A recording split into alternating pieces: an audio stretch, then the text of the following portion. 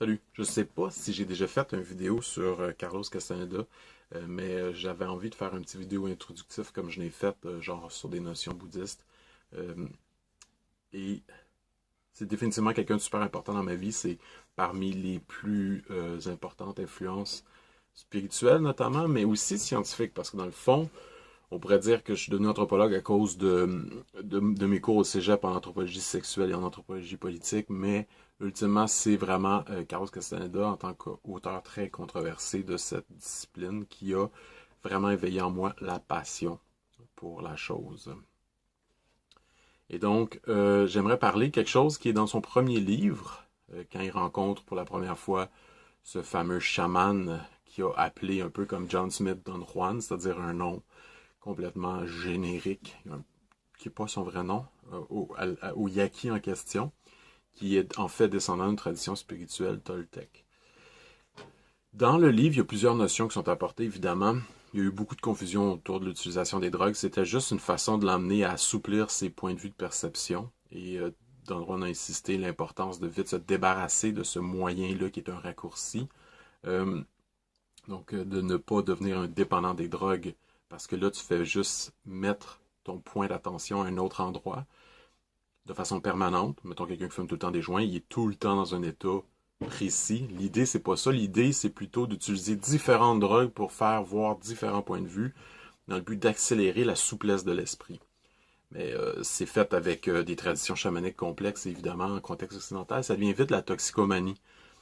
Mais moi, je pense que le point le plus intéressant, c'est le point des ennemis naturels de l'humain. Euh, et je vais donc illustrer un peu l'ordre qui, selon lui, est universel et correspond aux 4 étapes de progression naturelle d'un être humain. Euh, on pourrait dire après qu'il y en a d'autres, puis que ce sont moins, ou du guerrier si tu préfères, mais ça revient au même. Les autres étapes après seraient plus justement des étapes de sorcellerie elle-même, mais il faudrait encore une fois définir la sorcellerie. Souvent les gens le voient comme un sentier noir, machin. Il faut sortir de cette dualité-là, mais bon, peu importe. Fait que je commence. Premier obstacle naturel à l'humain, c'est la peur. Donc, comme le titre de la vidéo l'indique ici, la notion est de rendre l'ennemi un allié. Donc la peur doit devenir notre allié. La peur donne une forme d'information sur ce qui se passe autour de soi. C'est une forme d'instinct, c'est une forme d'intuition si on veut. Et elle doit cesser de paralyser notre action et devenir quelque chose de beaucoup plus, comment dire, aidant. Donc, par exemple, dans les arts martiaux, la peur est très importante parce qu'elle va te donner une notion très précise de ce qui est en train de se passer dans ton environnement. Si tu te fais dominer par la peur, tu vas figer et avoir les mauvais réflexes. Un exemple que je donnais tantôt à ma copine, c'est tu peux, par exemple, avoir le réflexe de te réfugier dans une grotte quand tu te fais attaquer, mais en réalité, en point de vue stratégique militaire général, l'idée c'est plus d'aller à un sommet. Donc, moins d'aller te réfugier dans le fond où tu vas être trappé, plus de te mettre à un endroit de position où là, ta défense va vraiment être efficace. Par exemple, un sommet, tu peux tirer du monde un peu de partout autour de toi. Ça date de vieux instincts animaux où on avait peur des autres animaux, parce que ça fait pas longtemps que l'être humain, en fait, est plus dominant que les autres animaux. Avant, il se faisait massacrer par plusieurs sortes d'animaux. Il y avait beaucoup plus de puissance musculaire et beaucoup plus d'instinct. L'humain, son instinct était peureux et ça l'a aidé à rester en vie, mais il faut que cette peur devienne autre chose. Donc, au lieu d'avoir le réflexe de se réfugier puis de se cacher puis d'avoir peur de, par exemple, un lion, ben mieux vaut être dans une position de puissance et prendre le contrôle sur lui et rester dans ses réflexes. Mais bon, le lion, c'est un cas particulier, évidemment, vous me direz.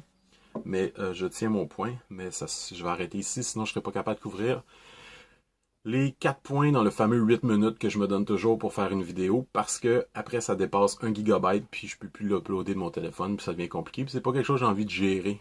Fait que je fais juste partager spontanément quelque chose, puis après je fais share, puis... Deuxième obstacle, c'est la puissance. Fait que naturellement, si tu deviens plus en contrôle, si on veut, de ta peur devient ton allié, tu deviens très puissant, tu as une facilité à ne pas avoir peur des autres, à dominer les situations, Et ça devient un obstacle. C'est une forme d'illusion très prenante et qui fait perdre énormément l'humilité, parce que la peur souvent vient avec une forme d'inconsciente humilité qui là est vraiment plus présente. C'est-à-dire que tu te fais dominer radicalement par les forces de l'univers, en fait. On le voit beaucoup dans les arrogances des États en ce moment. Ils pensent qu'ils peuvent mater l'univers. Ils font des gambits avec le changement climatique, etc. Les forces du cosmos sont beaucoup plus grandes que l'être humain. Et ça vient de l'illusion de ne plus avoir peur, finalement. Donc, une fois que tu te mets à dominer la matière, tu te mets à dominer le monde un peu, tu rentres dans l'illusion de la puissance. Donc, le pouvoir, en fait, comme il l'appelle, Don Juan, est le deuxième grand obstacle naturel à l'ennemi qu'on doit réussir à rendre allié et encore une fois ne pas être esclave de lui. Une fois que ces forces très fondamentales, très naturelles sont dominées, vient le problème de la clarté. Ça, c'est une façon de dire très simplement que on se met à devenir un peu plus sage, on se met à comprendre des choses, on devient philosophe, et là, on est arrogant parce qu'on pense tout comprendre. Et c'est une autre forme d'obstacle, une autre forme de prison, une autre forme d'illusion que d'être, de se croire finalement en situation de clarté, de penser que on a une espèce de schéma dans notre tête qui explique l'univers. L'univers est toujours plus complexe qu'on le pense, et en fait l'intellect est ultimement très limité pour l'expliquer. Donc cette illusion de clarté-là est une autre forme de prison. On en parle beaucoup dans les mouvements Nouvel Âge, là, de se débarrasser de la pensée. C'est pas nécessairement l'idée de se débarrasser de la pensée, mais c'est d'être capable de vivre sans elle et de ne pas être esclave, encore une fois, d'elle. Donc, de ne pas être pris dans les chaînes, de ne pas être pris dans les ismes.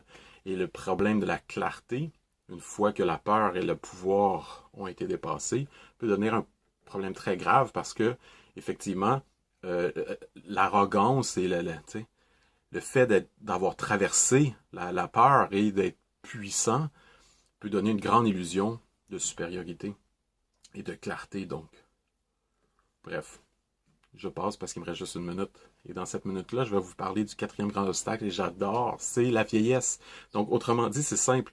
Si la peur t'a pas tué, si le pouvoir et son arrogance t'a pas fait faire un acte téméraire t'a pas tué, si la clarté t'a pas rendu arrogant intellectuellement et t'a mis dans une situation compromettante parce que t'avais pas la lucidité de faire confiance à tes instincts, d'écouter ta peur comme un allié, justement, et tu deviens pris d'une pensée puis d'un schème puis ça te tue, c'est la vieillesse qui va te tuer. Donc le quatrième grand obstacle, c'est la vieillesse. Et si tu étudies beaucoup les religions, il y a toujours la notion d'une immortalité. Chez les taoïstes, c'est très concret. On parle vraiment de fontaine de jouvence, mais dans le sens des élixirs d'herbe, des façons de faire du qigong, etc.